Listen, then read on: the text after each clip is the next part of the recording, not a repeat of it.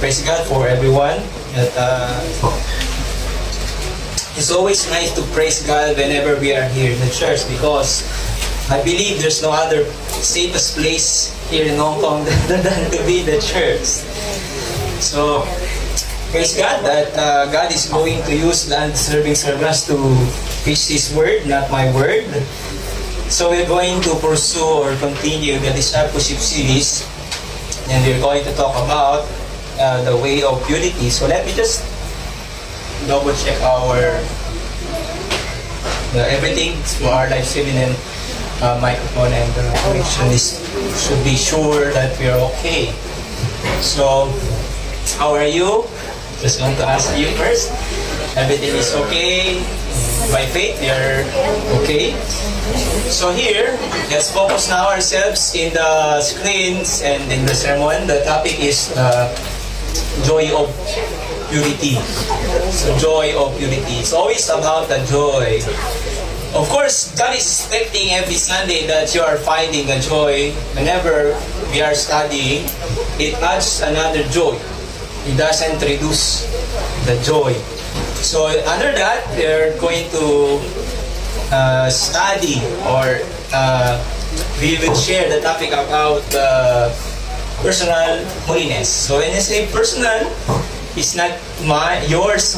Your holiness is not my holiness. So it's something personal. So let's continue.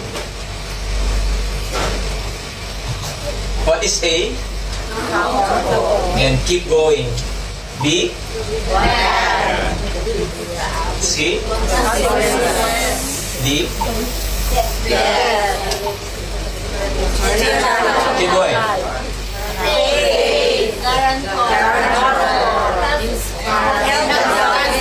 You should be faster than this. Okay, go. Very good. Here. Keep close to God. Faster. Using all this. Good. Next class. Occupy. Good. Very good. Tower. Very good. No more. No more. So we're going to discuss another 3 QRS.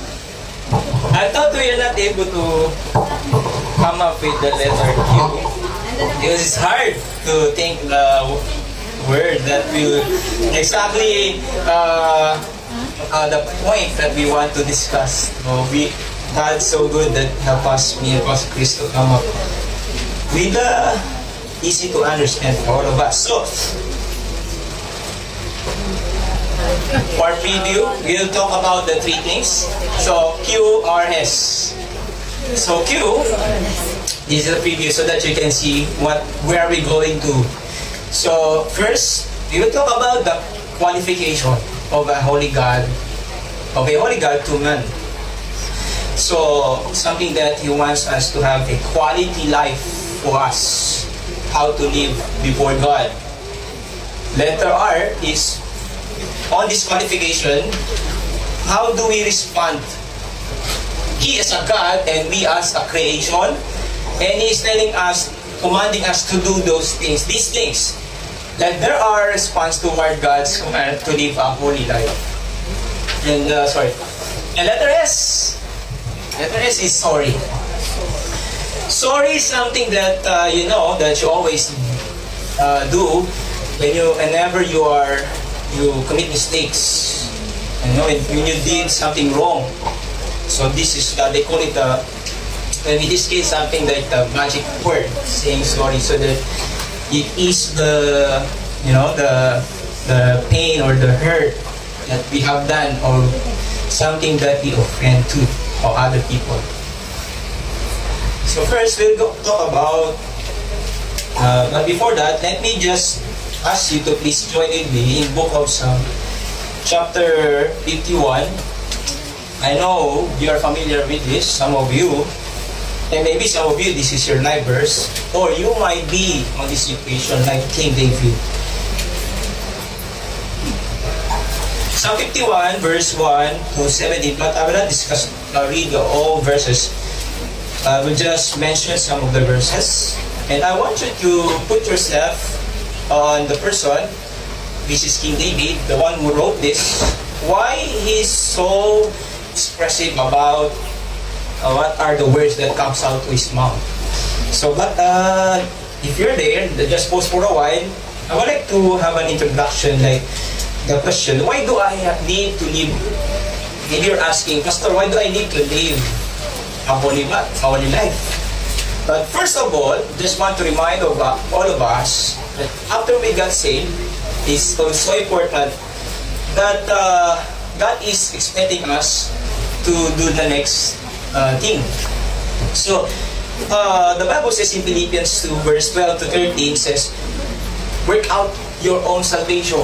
When you say work out, I mean, we're not going to work to earn salvation, just to make it clear, but it says you need to work out. You need to do something to be an effective servant, to be an effective Christian. Because I just want you to get a big picture what is happening nowadays. Okay, you should try to think how severe the situation thousands of years ago, and now this moment. If you go around in the Philippines, here in Hong Kong, how severe the life of our humans. I mean, talking about the evil darkness, how powerful it is. So my question to you, all of us, how effective am I? As after I got saved, I need to work out on these things. So you're questioning, why do I need to live a holy life? Of course, it's so important that God wants to live a holy life. Later, we will find out. So let's go. Psalm 51, verse 1 to 17 is not there, but it's on the Bible. First one says, have mercy on me, O God. Have mercy on me, O God. According to your unfailing love, according to your great compassion, blot out my transgressions. It says, wash away all, not half, all my iniquity, and cleanse me, because I'm so dirty, my sins. For I know, verse 3, my transgressions. He is confirming that he sinned against God. He is not in denial. He is confirming that he sinned against you. It's not against the person. It's against God. You and only have I sinned and done that is evil in your sight. So you are the right in your verdict and justified when you judge. So I think, pause for that. It says here, on this chapter, David is prophet Nathan came to him after David committed the adultery with Bathsheba. So what is the result of committing adultery? Bathsheba get pregnant and he give birth and they have a child, and then that child died. Okay? So he is confirming that this sin is because of me. He is not blaming any other person. So, if you put yourself in the situation of David, he's so sensitive about committing sin against God. Okay? So let's jump on verse 10. What did he say? Create in me a pure heart. We're discussing the purity, the joy of purity. So maybe you're asking, some of you are attending the church religiously more than a year, 30 years. Are you still happy with what you're doing? Am I happy with what I'm doing? Or am I really sad now? Okay, because David is saying later in verse 12, he will say something because he sinned against God. He said, "Oh God, and renew," and you say renew, There's something needs to be restored. Okay? Something has been broken. Renew a steadfast spirit within me. So, okay. Here's the thing. Holiness is something that you need our decisions. You will affirm with the work of the Holy Spirit in you. Because holiness will not work if you will not affirm. He will not say this gate crash. He will not force us to live a holy life. But He is telling you, can I? And it's up to us if we will confirm. Verse 12. David says, restore to me the joy of my salvation and grant me a willing spirit to sustain me. Sometimes we are praying different things. We sin against God and we are asking material things. We are asking to keep hurting Him. And God is always, okay, you're asking, I will give it to you because I love you so much. But then again, David is telling to us, restore. But it doesn't says that the salvation was lost. What was lost? The joy. You see, that's why I'm asking everybody, am I still happy with what I'm doing? Because what we're doing is something's different than what we're doing before. Because what I'm doing before is everything that makes me happy. And this is the opposite with the new purpose in life. To serve others, to love others, to serve God, to please God, not myself. Before, when I woke up in the morning, I always think, what's the nice thing to do today? Out of town, eat the food, go along, party. That's we are before. But you will learn from David. You see, he is so sensitive about hurting God's feeling. Oh, please take note. Even though he's God, it doesn't mean that he's not getting hurt. In fact, he says Jesus wept. He is crying. Okay? So, that's the question. We need to be sensitive about the feelings of our Father. Okay? We need to be discerning. Okay? So, let me remind again, how effective am I, as a servant after I got saved? So for us to be an effective servant of God, we need to live a holy life. Okay? And in this evil world, so questions to ask about myself. What is the feeling of David when he sins against God? So the sensitivity of David towards sinning against God. Sin is like a cancer. It destroys you. It doesn't contribute any good thing to us. But sometimes we are consumer. So that's why, in order to attack the enemy's tool or devices to sin, need to counter it by living a holy life. And it's your personal holiness. So it's not about when I live my holiness, Anne will also be holy. It doesn't ask to anything. So it's your personal salvation, it's my personal holiness. Okay, between me and God.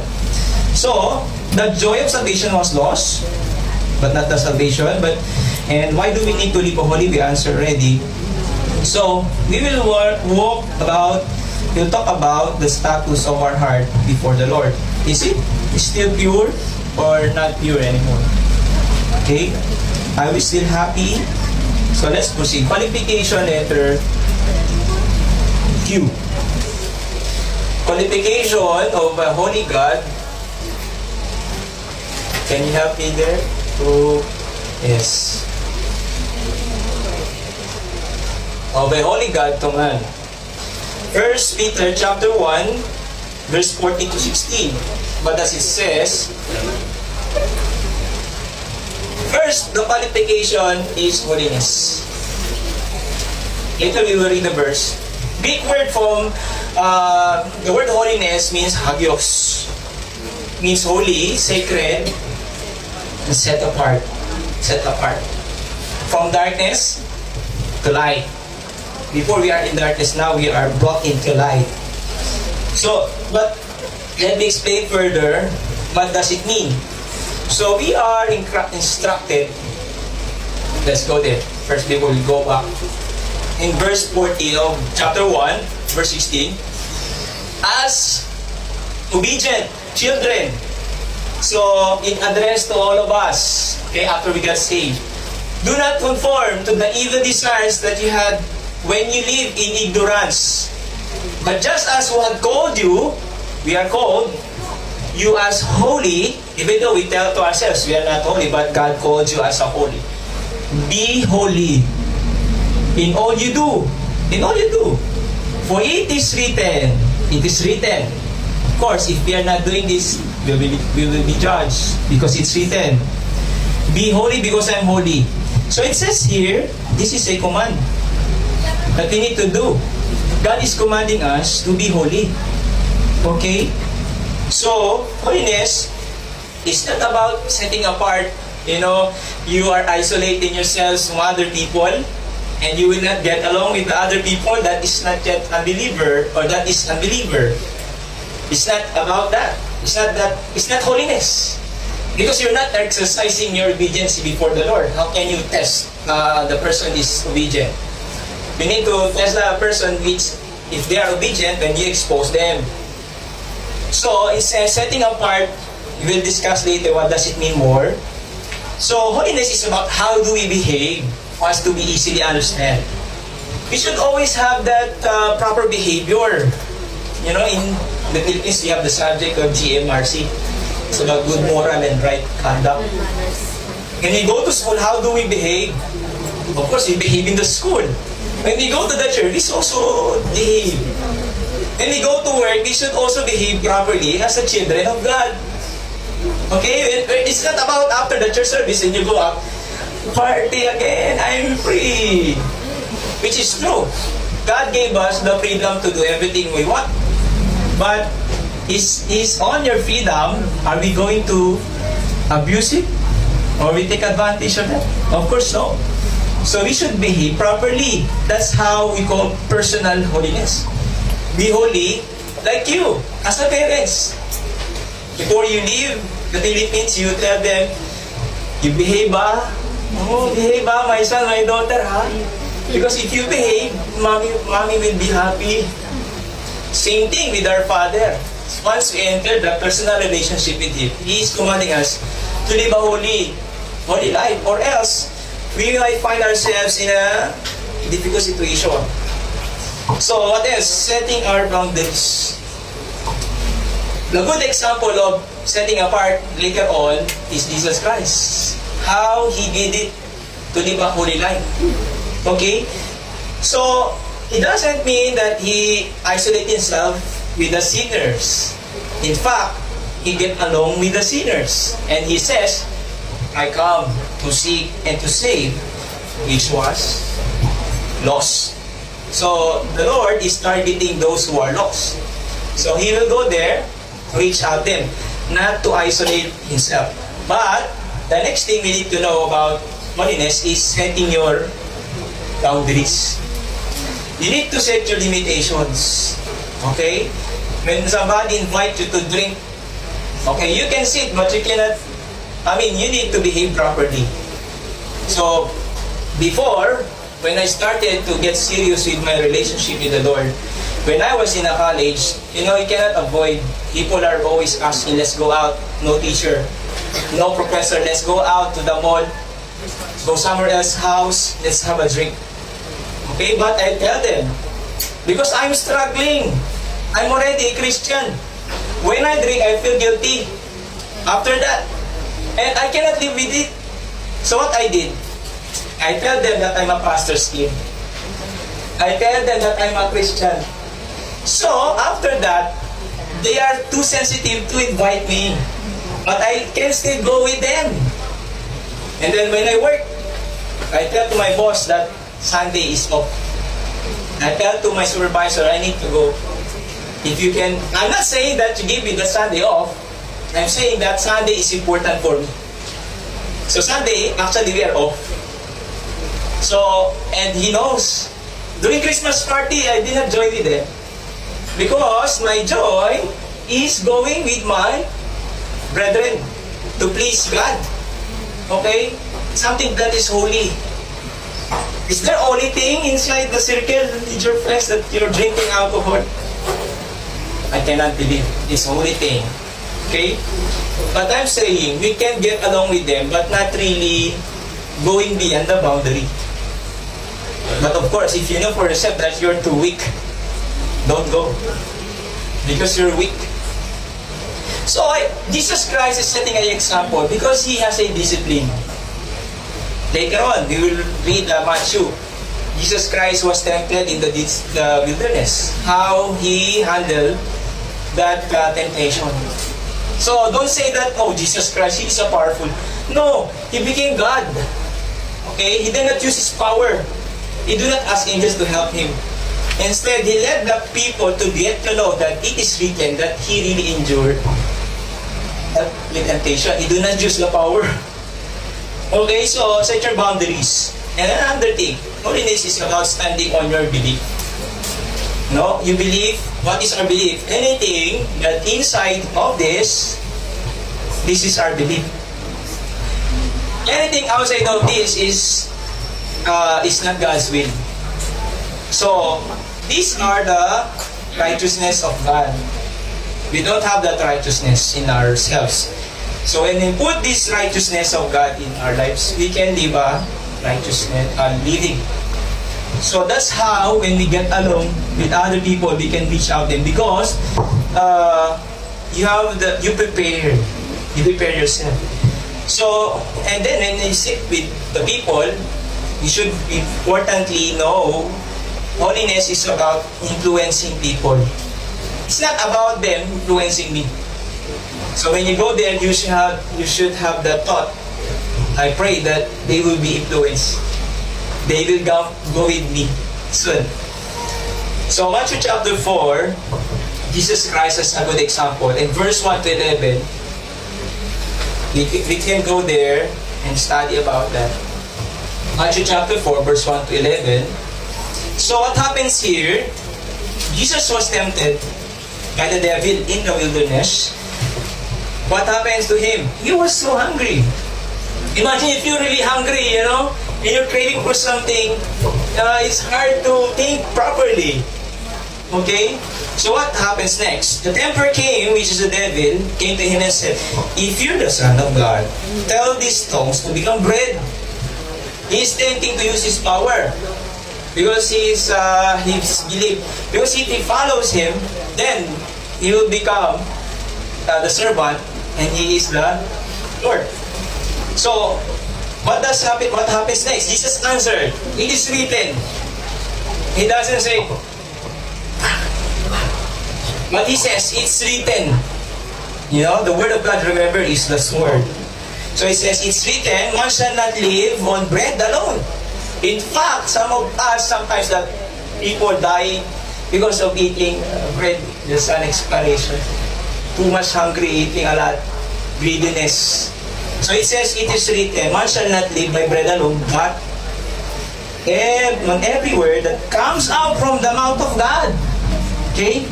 Then what happens next? First attempt, faith. Secondly, the devil took him to the holy city, on the highest point of the temple, asking him to throw himself down. Okay? So that, because he's hungry, if you're hungry, you will hallucinate. You might think of something, you cannot think properly. Okay, so what happens next? He goes to the highest of the temple city, holy city. The devil asks him to jump so that the angels will carry him. What did Jesus do? It is also written, do not put the Lord your God to test. Okay? So he's telling that he is a person, he is also a God. Okay, do not test a God. I'm God. Again, the devil is so very persistent to deceive him. He wants to win the battle. Sometimes we are also being tempted. He wants to win over you. So what did he say? And again, the devil took him on the very high mountain and showed him all the kingdoms of the world and their splendor. And all this I will give to you, he said, if you will bow down. This is the last attempt. He is so desperate. If you will bow down and worship me, I will give everything you need. He is so hungry, the bread, and all this kingdom, the power, the position. So if I were Jesus Christ, I might think twice. But he says, he's always written. So he's prepared to win the battle. Okay? So he doesn't say, oh, I don't know what to do. What can I do? Can I make that stone to become a bread so that I can eat and make a water? But he did not do it. Then what happened? Jesus said to him, away from me, Satan, for it is written, worship the Lord your God and serve Him only. Okay? So then the devil left him. He left the group chat. He left the group because he said, yeah, it's so stubborn. No, it's hard to, sometimes we're like that. We say we hate sin, but after this, we are friends again. Yeah. So we can learn. Personal relationship, we need to work out in order to become an effective children of God in this evil darkness of this evil world. If you're not going to work, what will happen? Some of you go to gym. What are you going to do to the gym? You need to gain more muscle. For what? To have another strength. You go to church for what? Practicing, exercising, living a holy life. You don't come here, then later you become worse. You will become a better person. That's why I always tell to you, when you go to the church, don't waste your time. Make sure you go to church, you learn. That's why discipleship is. Okay, we're learning something here. So, we emphasize in 1 John chapter 1, verse 14 to 16, that He is the holy God. If you are the children, and He is the holy God, and your Father, we should also be holy. Okay? Is it clear? Yes. So we emphasize, God is emphasized as that we are commanded to live a holy life. So, His followers should strive to be holy in all their behavior. Okay? So that's holiness. Holiness is, what happened? Holiness is setting apart. It's not isolating yourself. You should exercise what we have mentioned. Influence others, setting your boundaries, behaving properly. That's personal holiness. So after that, after holiness, it says Christians are instructed to abandon or set apart our evil desires. You have heard earlier, David says, all my iniquities, he what? Surrender. Because I always tell to everyone, on my experience, I'm trying to hide the sin before. And whenever I go to church, I'm struggling. Because half of my heart is not fully surrendered. So later on, when I make a decision, I will surrender my life to the Lord. What happened? I became happy. I enjoy serving God. Anything that relates to Him, it gives me pleasure. Then later on, anything that again relates to the Word, I have no interest.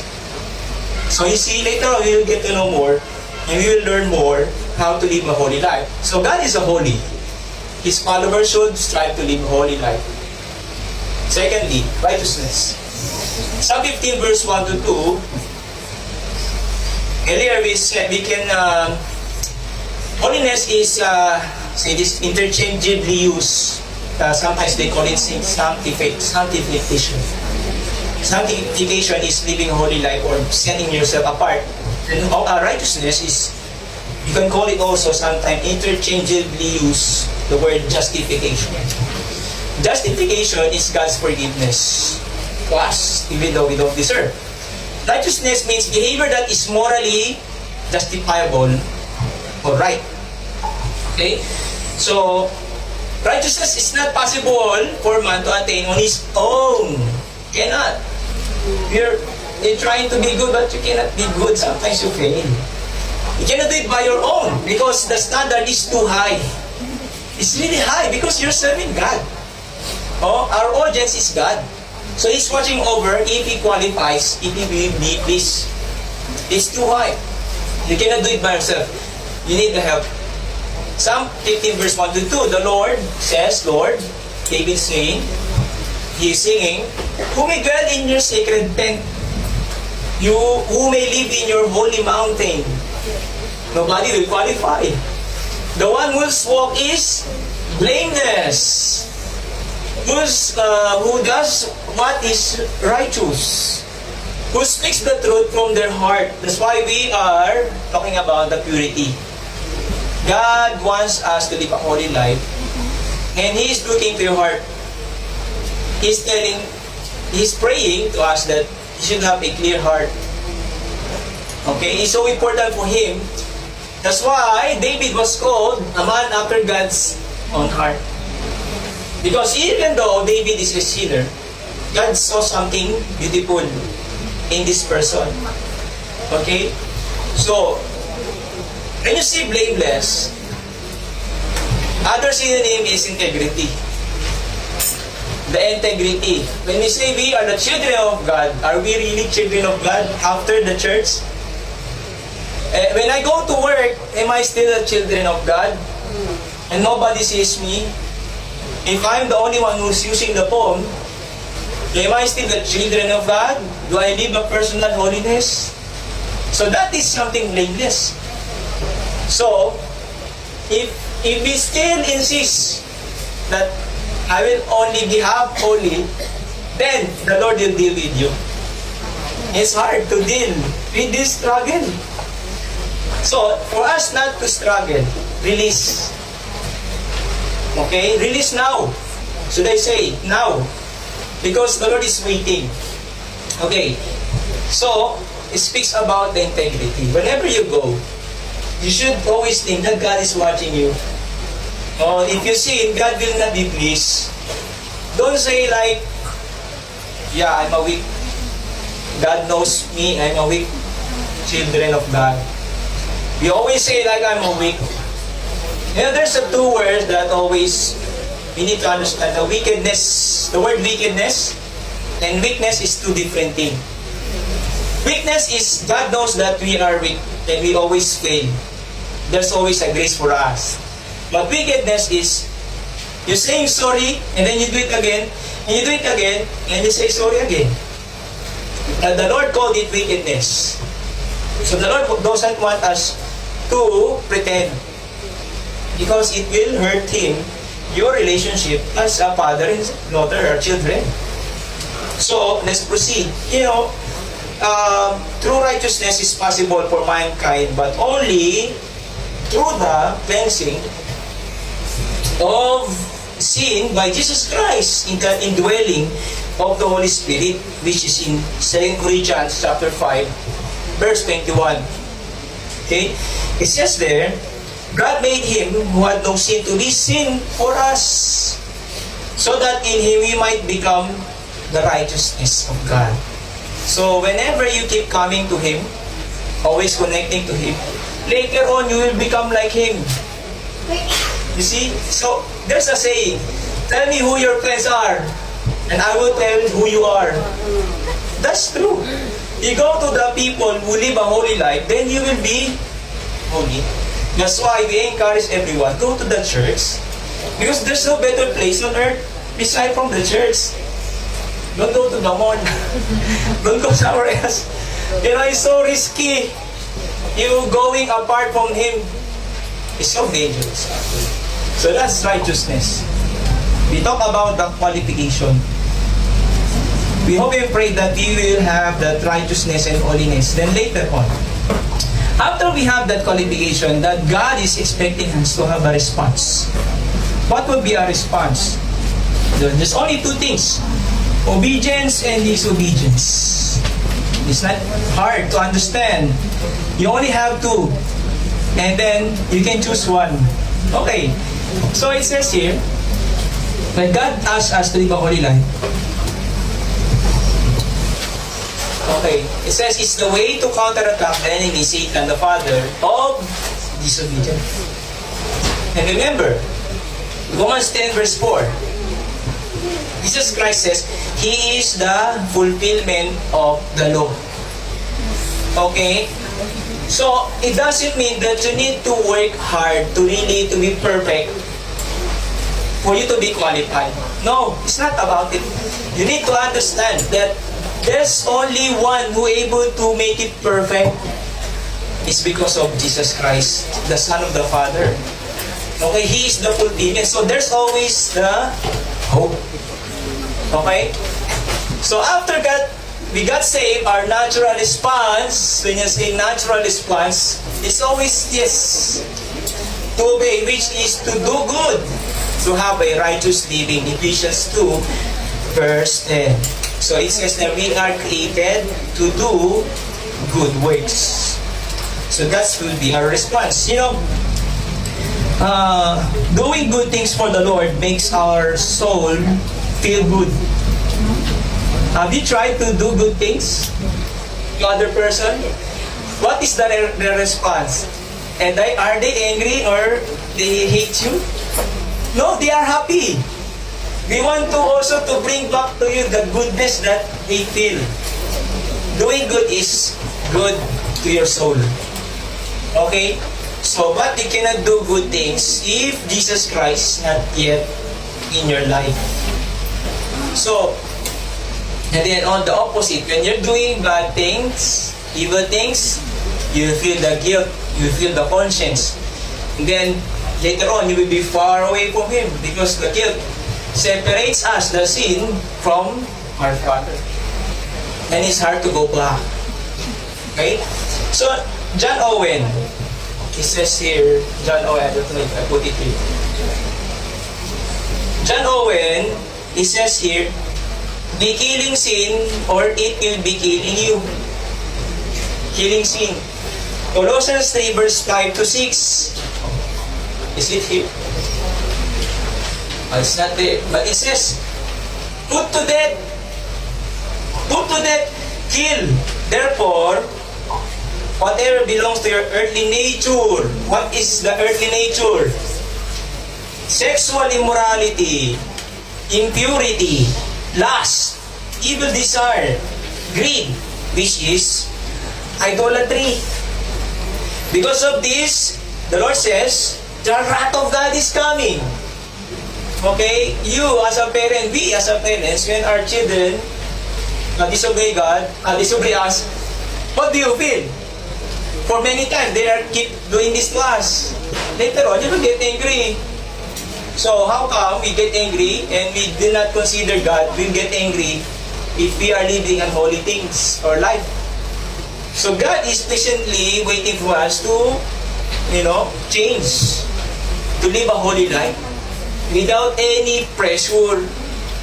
God is giving us enough time to restore ourselves with the help of the Holy Spirit, with God's help. Okay? And then, talking about obedience, Deuteronomy 11, verse 26 to 28, it says, see, I am setting before you today a blessing and a curse. Okay? Good and bad. The blessing if you obey. The commands of the Lord your God. God is commanding you to live a holy life. Be holy because I'm holy. That's what it meant.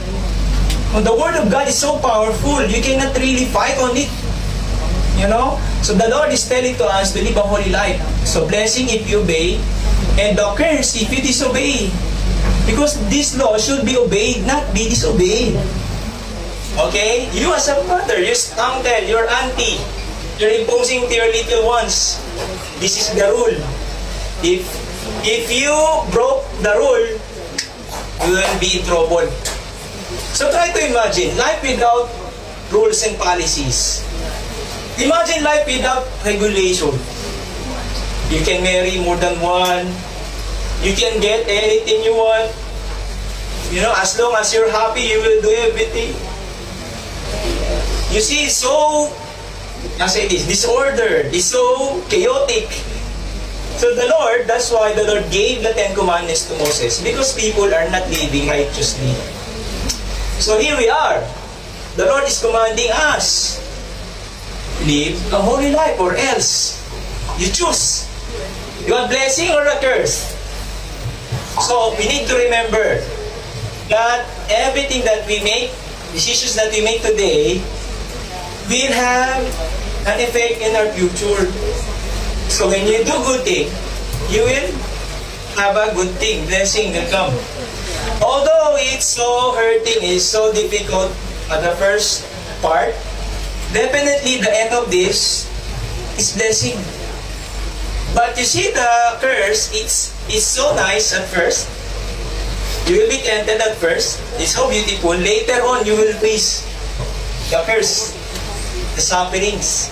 Of course, our Father, this Father that we have, will not spoil us when we sin. That's very true. That's the reality. As a children of God, because He loves us so much. You don't want to swim in the sin, simple word. Okay, so response. Another thing is this about obedience is doing good things for the Lord. I already mentioned. Let's skip this. Put to death. Sorry, I put here. When you say put to death, I do it before in our outside worship. You have your phone. You can turn it off by yourself so easily. And you can turn it on again because you have the control over it. Because this is your personal cell phone. Your personal belonging. So, same thing. That's why the Holy Spirit is telling to us the fruit of the Spirit. Always consider those things.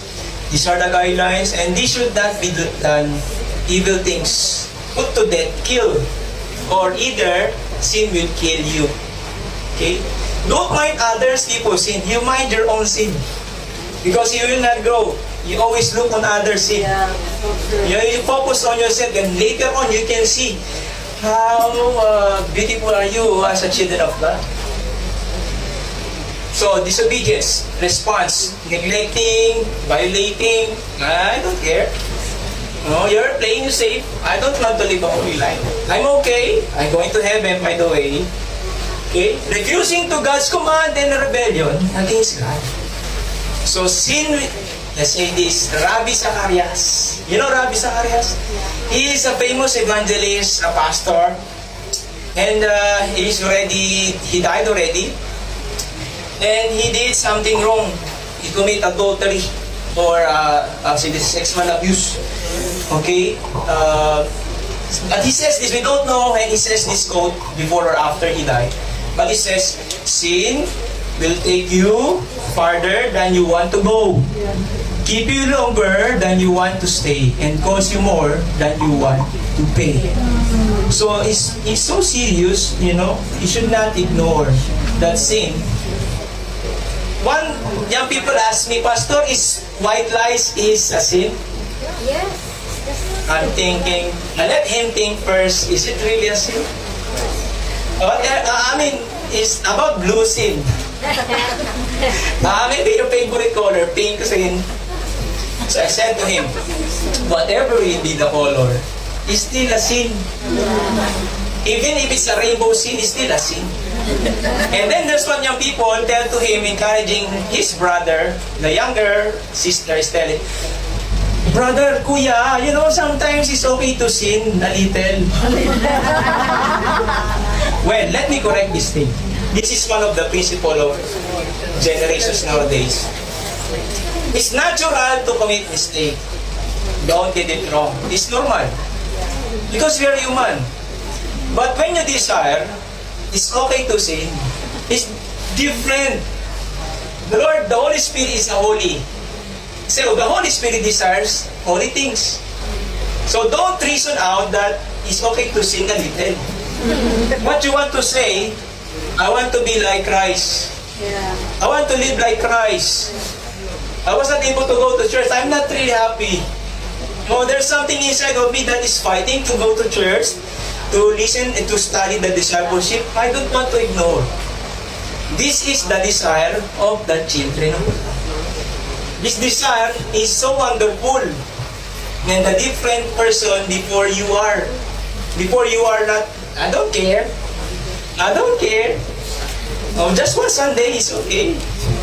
Then another Sunday, then another Sunday. See, it takes you farther, farther, farther, farther. And you already cannot go back. See what happened to Rabbi Zacharias? I'm not saying that we are exempted. You see, we are not really exempted. How about us? We are studying the Word of God and, we're just taking it lightly. So there's a clear message. We should be more working out, diligently striving to live a holy life. How? Pastor, it's hard. Look at to Jesus Christ. Live a holy life like Him. Disobedience is neglecting, we already mentioned. Jonah disobeyed God and the result is so undesirable. Imagine, if God is calling him, okay, Jonah, go to Nineveh. And he paid his own transportation to really to go another place. So what happened? So he did not feel the consequences by himself. Nothing happens to him. But to the people around him. Also, because they are on the same boat. So what they did, because they know that is because of him, the typhoon, the ship, they are going to die. So they throw him on the sea. And later on, everything become okay. So, because of his disobedience. So you see, this is not to attack us, to feel that the fear, I should do this because I am afraid that I will become like Jonah. No. We need to tell the truth. This is the truth. If you disobey, there's no blessing. Maybe grace. But when you obey, blessing. Grace is different from blessing. Grace is something like, out of 100%, you receive 20%. That's grace. But when you say blessing, it's overflowing. The joy will become complete. Have you experienced that great joy? That you will no longer anything. You will be contented. So lastly, yes, qualifications of a God, holy God, and then our response of obeying and disobeying. Then thirdly, we can call it like the God's plan as His support system for us when we fail to obey. God's mercy. God's mercy will help us to get through. So, saying sorry is something that we have done against God. So, sorry for disobeying to live a holy life because it's a command. So, it's about agreeing, it says, with God that what we did is wrong against a holy God. And we are willing to change and not to do it again. So, God knows your heart. God knows your heart. What is important that you have that desire to release that part of you that is unpleasant in the eyes of the Lord. You might fail on the second time, that's for sure. Second, third, fourth, fifth time, 1 year, 2 years more. But, there's a very thin line between wickedness and repentance. God knows that you are really repentant. Inside your heart, God can read. Okay? Even others can judge what you're doing. So, there are two things, the way to sorry. Okay? Godly sorrow and the worldly sorrow. So, godly sorrow is repenting heart. The worldly is rebellious heart. Peter had a repentant heart. Judas, what happened to him? Judas permitted the evil in his heart. Okay? So, saying sorry is being sorry. Okay? Or even feeling sorry or not same as repenting. A person can feel emotionally, sorry for something, even crying. But inside his or her heart, the Lord says, no, you're a best actor. You're a best actress.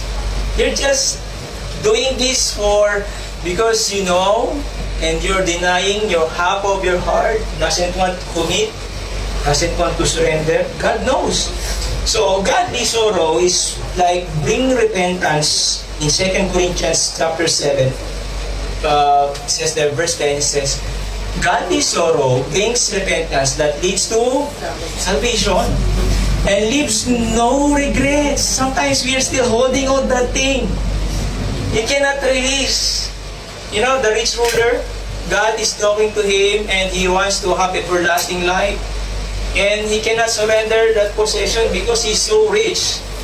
He's so rich.